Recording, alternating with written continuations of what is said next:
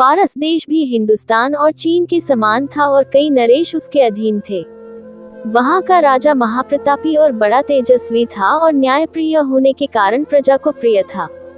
उस बादशाह के 2 बेटे थे, जिनमें बड़े लड़के का नाम शहरयार और छोटे लड़के का नाम शाहजमा था। दोनों राजकुमार गुणवान, वीर, धीर और शीलवान थे। जब बादशाह का देहांत हुआ तो शहजादा शहरयार गद्दी पर बैठा और उसने अपने छोटे भाई को, जो उसे बहुत मानता था, तातार देश का राज्य, सेना और खजाना दिया। शाहजमा अपने बड़े भाई की आज्ञा में तत्पर हुआ और देश के प्रबंध के लिए समरकंद को, जो संसार के सभी शहरों से उत्तम और बड़ा था, अपनी राजधानी बनाकर आराम से रहने लगा। जब उन दोनों को अलग हुए 10 वर्ष हो गए तो बड़े ने चाहा कि किसी को भेजकर उसे अपने पास बुलाए। उसने अपने मंत्री को उसे बुलाने की आज्ञा दी और मंत्री यह आज्ञा पाकर बड़ी धूमधाम से विदा हुआ। जब वह समरकंद शहर के समीप पहुंचा तो शाहजमा ये समाचार सुनकर उसकी अगवानी को सेना लेकर अपनी राजधानी से रवाना हुआ और शहर के बाहर पहुंचकर मंत्री से मिला। वह उसे देखकर प्रसन्न हुआ। शाहजमा अपने भाई शहरयार का कुशलक्षेम पूछने लगा। मंत्री ने शाहजमा को दंडवत कर उसके भाई का हाल कहा। वह मंत्री बादशाह शहरयार का परम आज्ञा पालक था और उससे प्रेम करता था।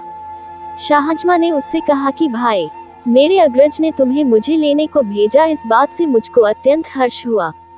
उनकी आज्ञा मेरे शिरोधार्य है। अगर भगवान ने चाहा तो 10 दिन में यात्रा की तैयारी करके और शासन में अपना प्रतिनिधि नियुक्त कर तुम्हारे साथ चलूंगा। तुम्हारे और तुम्हारी सेना के लिए खाने पीने का प्रबंध सब यही हो जाएगा। अतएव तुम इसी स्थान पर ठहरो। अतएव उसी स्थान पर खाने पीने आदि की व्यवस्था कर दी गई और वे वहां रहे। इस अवसर पर बादशाह ने यात्रा की तैयारियां की और अपनी जगह अपने विश्वास पात्र मंत्री को नियुक्त किया। एक दिन सायं अपनी बेगम से, जो उसे अति प्रिय थी, विदा ली और अपने सेवकों और मुसाहिबों को लेकर समरकंद से चला और अपने खेमे में पहुंचकर मंत्री के साथ बातचीत करने लगा। आधी रात होने पर उसकी इच्छा हुई कि एक बार बेगम से फिर मिल आऊं। वह सबसे छुपकर अकेला ही महल में पहुंचा। बेगम को उसके आने का संदेह तक न था। वह अपने एक तुच्छ और कुरूप सेवक के साथ सो रही थी। शाहजमा सोचकर आया था कि बेगम उसे देखकर अति प्रसन्न होगी। उसे दूसरे मर्द के साथ सोते देखकर एक क्षण के लिए उसे काट मार गया। कुछ संभलने पर सोचने लगा कि कहीं मुझे दृष्टि भ्रम तो नहीं हो गया। लेकिन भलीभांति देखने पर भी जब वही बात पाई तो सोचने लगा, ये कैसा अनर्थ है कि मैं अभी समरकंद नगर की रक्षा भित्ति से बाहर भी नहीं निकला और ऐसा कर्म होने लगा। वह क्रोधाग्नि में जलने लगा और उसने तलवार निकालकर ऐसे हाथ मारे कि दोनों के सिर कटकर पलंग के नीचे आ गए। इसके बाद दोनों शवों को पिछवाड़े की खिड़की से नीचे गड्ढे में फेंककर वह अपने खेमे में वापस आ गया। उसने किसी से रात की बात न बताई। दूसरे दिन प्रातः ही सेना चल पड़ी। उसके साथ के और सब लोग तो हंसी खुशी रास्ता काट रहे थे, किंतु शाहजमा अपनी बेगम के पाप कर्म को याद करके दुखी रहता था और दिनों दिन उसका मुंह पीला पड़ता जाता था। उसकी सारी यात्रा इसी कष्ट में बीती। जब वह हिंदुस्तान की राजधानी के समीप पहुंचा और शहरयार ने ये सुना तो वह अपने सारे दरबारियों को लेकर शाहजमा की अभ्यर्थना के लिए आया। जब दोनों एक दूसरे के पास पहुंचे तो अपने अपने घोड़े से उतरकर गले मिले और कुछ देर तक एक दूसरे की कुशलक्षेम पूछकर बड़े समारोह पूर्वक रवाना हुए। शहरयार ने शाहजमा को उस महल में ठहराया जो उसके लिए पहले से सजाया गया था और जहां से उद्यान दिखाई देता था। वह महल बड़ा और राजाओं के स्वागत योग्य था। फिर शहरयार ने अपने भाई से स्नान करने को कहा। शाहजमा ने स्नान करके नए कपड़े पहने और दोनों भाई महल के मंच पर बैठकर देर तक वार्तालाप करते रहे। सारे दरबारी दोनों बादशाहों के सामने अपने अपने उपयुक्त स्थान पर खड़े रहे।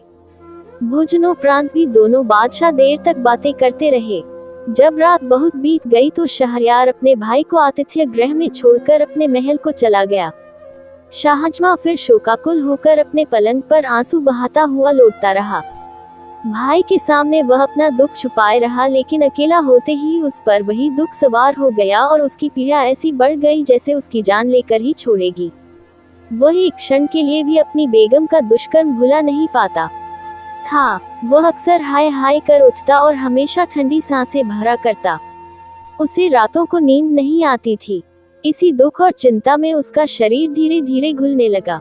शहरयार ने उसकी ये दशा देखी तो विचार किया कि मैं शाहजमा से इतना प्रेम करता हूँ और उसकी सुख सुविधा का इतना ख्याल रखता हूँ, फिर भी सदैव ही इसे शोक सागर में निमग्न देखता हूँ। मालूम नहीं इसे अपने राज्य की चिंता खाई जाती है या अपनी बेगम का विछोह सताता है। मैंने इसे यहाँ बुलाकर बेकार ही इसे शोक संताप में डाल दिया। अब उचित होगा कि इसे समझा बुझाकर और उत्तमोत्तम भेंट वस्तुएं देकर समरकंद वापस भेज दूं ताकि इसका दुख दूर हो सके। ये सोचकर उसने हिंदुस्तान देश की बहुमूल्य वस्तुएं थालों में लगाकर शाहजमा के पास भेजी और उसका जी बहलाने के लिए तरह तरह के खेल तमाशे करवाए, लेकिन शाहजमा की उदासी कम नहीं हुई बल्कि बढ़ती ही गई। फिर शहरयार ने अपने दरबारियों से कहा कि सुना है यहाँ से 2 दिनों की राह के बाद एक घना जंगल है और वहाँ अच्छा शिकार मिलता है, इसलिए मैं वहाँ शिकार खेलने जाना चाहता हूँ। तुम लोग भी तैयार होकर मेरे साथ चलो और शाहजमा से भी चलने को कहो, क्योंकि शिकार में उसका जी लगेगा और उसका चित्त प्रसन्न होगा। शाहजमा ने निवेदन किया कि मेरी तबीयत ठीक नहीं है, इस कारण मुझे शिकार पर जाने से माफ करें। शहरयार ने कहा, अच्छी बात है, अगर तुम्हारा यहीं रहने को जी चाहता है तो रहो, लेकिन मैं तैयारी कर चुका हूँ, मेरे अपने भृत्यों के साथ शिकार के लिए जाता हूँ। शहरयार के जाने के बाद शाहजमा ने अपने निवास स्थान के द्वार अंदर से बंद कर लिए और एक खिड़की पर जा बैठा। वहाँ से शाही महल का उद्यान दिखाई देता था। शाहजमा सुवासित पुष्पों और पक्षियों के कलरव से अपना जी बहलाने लगा, लेकिन मकान और बाग की शोभा से जी बहलाने पर भी उसे अपनी पत्नी के दुराचार की कचोट बनी रहती। जब संध्या हुई तो शाहजमा ने देखा कि राजमहल का एक चोर दरवाजा खुला और उसमें से शहरयार की बेगम 20 अन्य स्त्रियों के साथ निकली। वे सब उत्तम वस्त्रों और अलंकारों से शोभित थीं और इस विश्वास के साथ कि सब लोग शिकार पर चले गए हैं, बाग में आ गईं। शाहजमा खिड़की में छुपकर बैठ गया और देखने लगा कि वे क्या करती हैं। दासियों ने उन लबादों को उतार डाला जो पहनकर वे महल से निकली थीं। अब उनकी सूरत स्पष्ट दिखाई देने लगी। शाहजमा को ये देखकर आश्चर्य हुआ कि जिन 20 को उसने स्त्री समझा था उनमें से 10 हबशी मर्द थे। उन 10 ने अपनी अपनी पसंद की दासी का हाथ पकड़ लिया। सिर्फ बेगम बगैर मर्द की रह गई। फिर बेगम ने आवाज दी, मसूद, मसूद। इस पर एक हृष्ट पुष्ट हबशी युवक जो उसकी आज्ञा की प्रतीक्षा में था एक वृक्ष से उतरकर बेगम की ओर दौड़ा और उसका हाथ पकड़ लिया। उन 11 हबशियों ने 10 दासियों और बेगम के साथ क्या किया उसका वर्णन मैं लज्जावश नहीं कर सकूंगा। इसी भांति वे आधी रात तक बाग में विहार करते रहे। फिर बाग के हौज में नहाकर बेगम और उसके साथ आए 20 मर्द औरतों ने अपने कपड़े पहने और जिस चोर दरवाजे से आए थे उसी से महल में चले गए और मसूद भी बाग की दीवार फांदकर बाहर चला गया। ये कांड देखकर शाहजमा को घोर आश्चर्य हुआ। उसने सोचा कि मैं तो दुखी हूँ ही, मेरा बड़ा भाई मुझसे भी अधिक दुखी है। यद्यपि वह अत्यंत शक्तिशाली और वैभवशाली है, तथापि इस दुष्कर्म को रोकने में असमर्थ है। फिर मैं इतना शोक क्यों करूं? जब मुझे मालूम हो गया कि यह नीच कर्म संसार में अक्सर ही होता है तो मैं बेकार ही स्वयं को शोक सागर में डुबोए दे रहा हूँ। ये सोचकर उसने सारी चिंता छोड़ दी और साधारण रूप से रहने लगा। पहले उसकी भूख मिट गई थी, अब वह जाग गई और वह नाना प्रकार के स्वादिष्ट व्यंजन मंगाकर खाने लगा और संगीत नृत्य आदि का आनंद लेने लगा। जब शहरयार शिकार से लौटा तो शाहजमा ने बड़ी प्रसन्नतापूर्वक उसका स्वागत किया। शहरयार ने उसे शिकार किए हुए बहुत से जानवर दिखाए और कहा कि बड़े खेद की बात है कि तुम शिकार पर नहीं गए, वहाँ बड़े आनंद की जगह है। शाहजमा बादशाह की हर बात का हंसी खुशी उत्तर देता था। शहरयार ने सोचा था कि वापसी पर भी शाहजमा को दुख और शोक में डूबा पाएगा, लेकिन इसके विपरीत उसे प्रसन्न और संतुष्ट देखकर बोला, ए भाई, भगवान को बड़ा धन्यवाद है कि मैंने थोड़ी ही अवधि में तुम्हें प्रसन्न और व्याधिमुक्त देखा। अब मैं तुम्हें सौगंध देकर एक बात पूछता हूँ, तुम वह बात जरूर बताना। शाहजमा ने कहा, जो बात भी आप पूछेंगे मैं अवश्य बताऊंगा। शहरयार ने कहा, जब तुम अपनी राजधानी से यहाँ आए थे तो मैंने तुम्हें शोक सागर में डूबा देखा था। मैंने तुम्हारा चित्त प्रसन्न करने के लिए अनेक उपाय किए, भांति भांति के खेल तमाशे करवाए, किंतु तुम्हारी दशा जैसी की तैसी रही। मैंने बहुत सोचा कि इस दुख का कारण क्या हो सकता है, किंतु इसके सिवा कोई कारण समझ में नहीं आया कि तुम्हें अपनी बेगम के विछोह का दुख है और राज्य प्रबंध की चिंता है। किंतु अब क्या बात हुई जिससे तुम्हारा दुख और चिंता दूर हो गई? शाहजमा ये सुनकर मौन रहा, किंतु जब शहरयार ने बार बार यही प्रश्न पूछा तो वह बोला, आप मेरे मालिक हैं, मुझसे बड़े हैं, मैं इस प्रश्न का उत्तर न दूंगा क्योंकि इसमें बड़ी निर्लजता की बात है। शहरयार ने कहा कि जब तक तुम मुझे यह न बताओगे तब तक मुझे चैन न आएगा। शाहजमा ने विवश होकर अपनी बेगम के कुकर्म का सविस्तार वर्णन किया और कहा कि मैं इसी कारण दुखी रहता था। शहरयार ने कहा, भैया ये तो तुमने बड़े आश्चर्य की असंभव सी बात बताई। ये तो तुमने बड़ा अच्छा किया कि ऐसी व्यभिचारिणी को उसके प्रेमी सहित मार डाला। इस मामले में कोई तुम्हें अन्याय नहीं कह सकता। मैं तुम्हारी जगह होता तो मुझे एक स्त्री को मारने से संतोष न होता, 1000 स्त्रियों को मार डालता। बताओ कि मेरे बाहर जाने पर यह शोक किस प्रकार दूर हुआ।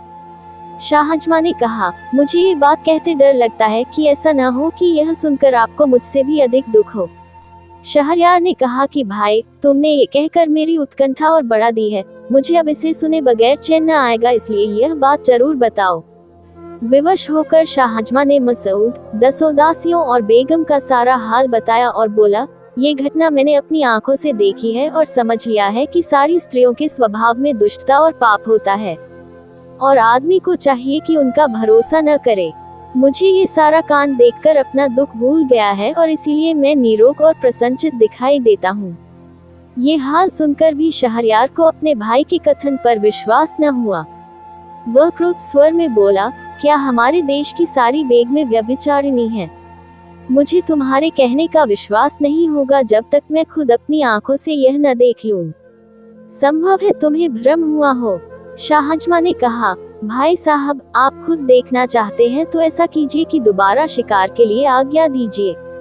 हम आप दोनों फौज के साथ शहर से कूच करके बाहर चलें। दिन भर अपने खेमों में रहें और रात को चुपचाप इसी मकान में आ बैठें।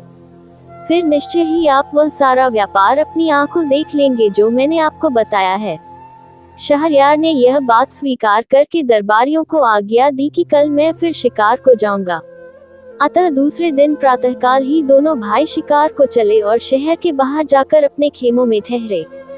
जब रात हुई तो शहरयार ने मंत्री को बुलाकर आज्ञा दी कि मैं एक जरूरी काम से जा रहा हूँ, तुम फौज के किसी आदमी को यहाँ से जाने न देना। तत्पश्चात दोनों भाई घोड़ों पर सवार होकर गुप्त रूप से शहर में आए और सवेरा होने के पहले ही शाहजमा के महल की उसी खिड़की में आ बैठे जिससे शाहजमा ने सारा कांड देखा था। सूर्योदय के पूर्व ही महल का चोर दरवाजा खुला और कुछ देर में बेगम अपने उन्हीं स्त्री वेशधारी हफ्शियों के साथ वहां से निकलकर बाग में आए और मसूद को पुकारा। ये सारा हाल जो न कहने के योग्य है न सुनने के देखकर शहरयार अपने मन में कहने लगा कि हे भगवान, ये कैसा अनर्थ है कि मुझ जैसे महान नृपति की पत्नी ऐसी व्यभिचारिणी हो। फिर वह शाहजमा से बोला कि यह अच्छा रहेगा कि हम इस क्षणभंगुर संसार को, जिसमें एक क्षण आनंद का होता है दूसरा दुख का, छोड़ दें और अपने देशों और सेनाओं का परित्याग करके अन्य देशों में शेष जीवन काटें और इस घृणित व्यापार के बारे में किसी से कुछ न कहें। शाहजमा को ये बात पसंद नहीं आई, किंतु अपने भाई की अत्यंत दुखी दशा देखकर उसने इनकार करना ठीक न समझा और बोला, भाई साहब, मैं आपका अनुचर हूँ और आपकी आज्ञा को पूर्ण रूप से मानूंगा, लेकिन मेरी एक शर्त है। जब आप किसी व्यक्ति को अपने से अधिक इस दुर्भाग्य से पीड़ित देखें तो अपने देश को लौटाएं। शहरयार ने कहा, मुझे तुम्हारी यह शर्त स्वीकार है, लेकिन मेरा विचार है कि संसार में किसी मनुष्य को हमारे जैसा दुख नहीं होगा। शाहजमा ने कहा, थोड़ी सी ही यात्रा करने पर आपको इस बात का पता अच्छी तरह से चल जाएगा। अतएव वे दोनों छुपकर एक सुनसान रास्ते से नगर के बाहर एक ओर को चले। दिन भर चलने के बाद रात को एक पेड़ के नीचे लेटकर सो रहे। दूसरे दिन प्रातःकाल वे वहां से भी आगे चले और चलते चलते एक मनोरम वाटिका में पहुंचे जो एक नदी के तट पर बनी हुई थी। इस वाटिका में दूर दूर तक घने और बड़े बड़े वृक्ष लगे थे। वहां एक वृक्ष के नीचे बैठकर वे सुस्ताने लगे और बातचीत करने लगे। थोड़ी ही देर हुई थी कि एक भयानक शब्द सुनकर दोनों अत्यंत भयभीत हुए और कांपने लगे। कुछ देर में देखा कि नदी के जल में दरार हुई और उसमें से एक काला खंभा निकलने लगा। वह इतना ऊंचा हो गया कि उसका ऊपरी भाग आकाश के बादलों में लुप्त हो गया। ये कांड देखकर दोनों भाई और भी भयभीत हुए और एक ऊंचे वृक्ष पर चढ़कर उसकी डालियों और पत्तों में छुपकर बैठ गए। उन्होंने देखा कि काला खंभा नदी के तट की ओर बढ़ने लगा और तट पर आकर एक महाभयानक दैत्य के रूप में परिवर्तित हो गया। अब वे दोनों और भी घबराए और एक और ऊंची डाल पर जा बैठे। दैत्य नदी तट पर आया तो उन्होंने देखा कि उसके सिर पर एक शीशे का बड़ा और मजबूत संदूक है जिसमें पीतल के 4 ताले लगे हैं। दैत्य ने नदी तट पर आकर सिर से संदूक उतारा और उसी वृक्ष के नीचे रख दिया जहां दोनों भाई छुपे थे। फिर उसने कमर से लटकती हुई 4 चाबियों से संदूक के चारों ताले एक एक करके खोले। संदूक खोला तो उसमें से एक अति सुंदर स्त्री निकली जो उत्तमोत्तम वस्त्राभूषणों से अलंकृत थी। दैत्य ने स्त्री को प्रेम दृष्टि से देखा और कहा, प्रिय, तू सुंदरता में अनुपम है। बहुत दिन हो गए जब मैं तुझे तेरे विवाह की रात को उड़ा लाया था। इस सारे काल में तू बड़ी निष्कलंक और मेरे प्रति वफादार रही है। मुझे इस समय बड़ी नींद आ रही है, इसलिए तेरे निकट सोना चाहता हूँ। ये कहकर वह महाभयानक आकृति वाला दैत्य उस स्त्री की जंघा पर सिर रख कर सो रहा। उसका शरीर इतना विशाल था कि उसके पांव नदी के जल को छू रहे थे। सोते समय उसकी सांस का स्वर ऐसा हो रहा था जैसे बादल गरज रहे हों। सारा वातावरण उस ध्वनि से कंपायमान हो रहा था। एक बार संयोग से जब स्त्री ने ऊपर की ओर देखा तो उसे पत्तियों में छुपे हुए दोनों भाई दिखाई दिए। उसने दोनों को नीचे उतरने का संकेत किया। उसके उद्देश्य को समझकर दोनों का भय और बढ़ा। दोनों ने इशारे ही से उससे विनती की कि हमें पेड़ ही पर छुपा रहने दो। स्त्री ने धीरे से दैत्य का सिर अपनी गोद से उतारकर पृथ्वी पर रख दिया और उठकर उनको धैर्य देते हुए बोली कि कोई भय की बात नहीं है, तुम नीचे उतर आओ और मेरे समीप बैठो। उसने ये भी धमकी दी कि अगर न आओगे तो मैं दैत्य को जगा दूंगी और वह तुम दोनों को समाप्त कर देगा। ये सुनकर वे बहुत डरे और चुपचाप नीचे उतर आए। वह स्त्री मुस्कुराती हुई दोनों का हाथ पकड़कर एक वृक्ष के नीचे ले गई और उनसे अपने साथ संभोग करने को कहा। पहले तो उन दोनों ने इनकार किया, किंतु फिर उसकी धमकी से डरकर वह जैसा चाहती थी उसके साथ कर दिया। इसके बाद स्त्री ने उनसे उनकी एक एक अंगूठी मांग ली। फिर उसने एक छोटी सी संदूकची निकाली और उनसे पूछा कि जानते हो इसमें क्या है और किस लिए है। उन्होंने कहा, हमें नहीं मालूम, तुम बताओ इसमें क्या है। उस सुंदरी ने कहा, इसमें उन लोगों की निशानियां हैं जो तुम्हारी तरह मुझसे संबंध कर चुके हैं। ये 98 अंगूठियां थीं और तुम्हारी 2 मिलने से 100 हो गईं। इस दैत्य की इतनी कड़ी निगरानी के बाद भी मैंने 100 बार ऐसी मनमानी की है। ये दुराचारी दैत्य मुझ पर इतना आसक्त है कि क्षण भर के लिए भी मुझे अपने से अलग नहीं करता और बड़ी देखभाल के साथ मुझे इस शीशे के संदूक में छुपाकर समुद्र की तलहटी में रखता है। लेकिन उसकी सारी चालाकी और रक्षा प्रबंध पर भी मैं जो चाहती हूँ वह करती हूँ और इस बेचारे का सारा प्रबंध बेकार हो जाता है। अब मेरे हाल से तुम समझ लो कि स्त्री जब कामासक्त होती है तो कोई भी उसे दुष्कर्म से रोक नहीं सकता। इसके पश्चात वह उनकी अंगूठियां लेकर अपनी जगह आई। उसने दैत्य का सिर फिर अपनी गोद में रख लिया और इन दोनों को संकेत किया कि चले जाओ। दोनों वहां से चल दिए और जब बहुत दूर निकल गए तो शाहजमा ने अपने बड़े भाई शहरयार से कहा, देखिए, इतनी सुरक्षा और कड़े प्रबंध पर भी यह स्त्री अपने मन की अभिलाषा पूरी कर रही है। ये भी देखिए कि दैत्य को उस पर कितना विश्वास है और वह उसकी निष्कलंकता की कैसी प्रशंसा कर रहा था। अब आप ही न्यायपूर्वक बताएं कि इस बेचारे पर हम लोगों से अधिक दुर्भाग्य है या नहीं। हम जो बात ढूंढने निकले थे वह हमें मिल गई। अब हमें चाहिए कि अपने अपने देशों को चलें और किसी स्त्री से विवाह न करें, क्योंकि शायद ही कोई स्त्री निष्पाप हो। चुनांचे शहरयार ने अपने छोटे भाई के कहने के अनुसार ही काम किया और वहां से दोनों शहरयार की राजधानी को चले। 3 रातों बाद वे अपनी सेनाओं में पहुंचे। शहरयार ने आगे शिकार पर न जाना चाहा और राजधानी को वापस आ गया। महल में जाकर उसने मंत्री को आज्ञा दी कि वह बेगम को ले जाकर मृत्युदंड दे। मंत्री ने बादशाह की आज्ञानुसार ऐसा ही किया। फिर शहरयार ने 10 व्यभिचारिणी दासियों को अपने हाथ से मार डाला। इसके बाद शहरयार ने सोचा कि कोई ऐसा उपाय करूं कि विवाह के बाद मेरी बेगम को कर्म का अवसर ही ना पा सके। अतएव उसने निश्चय किया कि रात को विवाह करूं और सवेरे ही बेगम को मरवा दूं। तत्पश्चात उसने अपने भाई शाहजमा को विदा किया। वह शहरयार की दी हुई अमूल्य भेंटों को लेकर अपनी सेना के साथ समरकंद चला गया। शाहजमा के जाने के बाद अपने प्रधानमंत्री को आज्ञा दी कि वह विवाह हेतु किसी सामंत की बेटी को लाए। प्रधानमंत्री ने एक अमीर की बेटी ला खड़ी की। शहरयार ने उससे विवाह किया और रात भर उसके साथ बिताकर सुबह मंत्री को आज्ञा दी कि इसे ले जाकर मार डालो और रात के लिए फिर किसी सरदार की सुंदरी बेटी मेरे विवाहार्थ ले आना।